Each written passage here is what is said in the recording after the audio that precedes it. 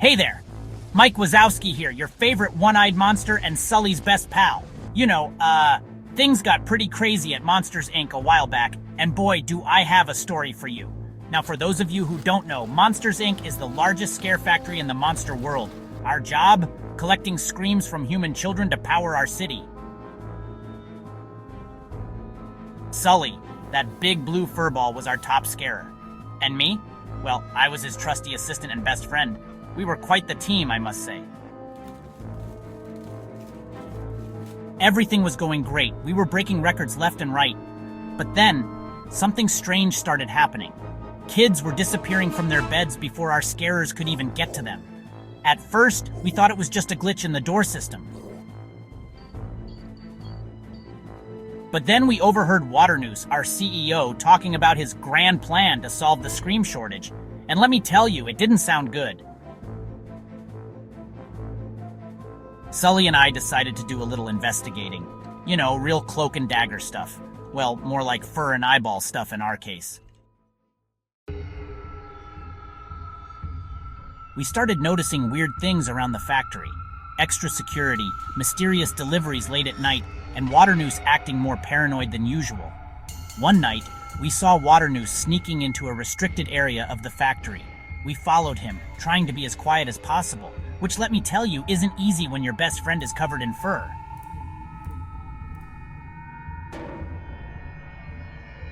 As we crept deeper into the bowels of the factory, we started hearing something.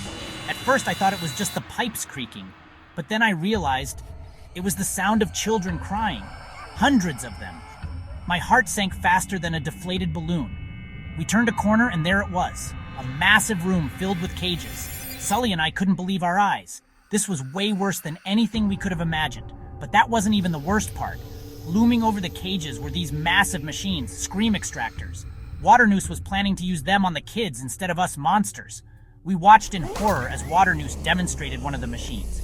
The poor kid's scream was so loud, so terrified, it made my fur stand on end. And I don't even have fur. Sully was shaking with anger. I'd never seen him like that before. We knew we had to act fast. We couldn't let Waternoose get away with this.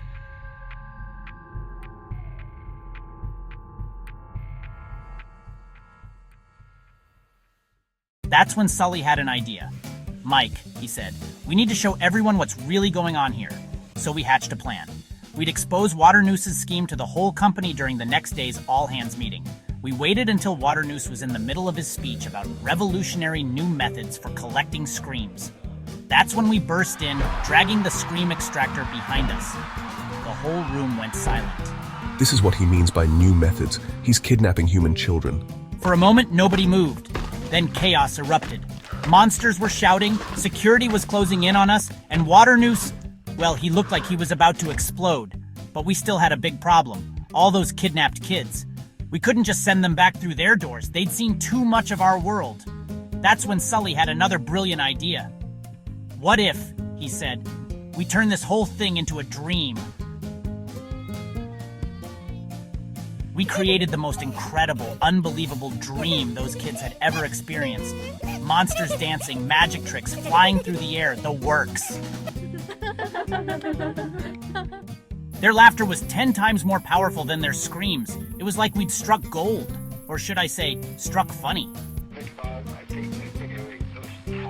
Sully became the new CEO, and I became the top comedian. Turns out my years of unappreciated humor were finally paying off. So remember, kids, always do the right thing. And if you see any monsters in your closet, give them a laugh. Trust me, they'll appreciate it more than a scream. This is Mike Wazowski signing off. Keep laughing and keep those monsters powered up.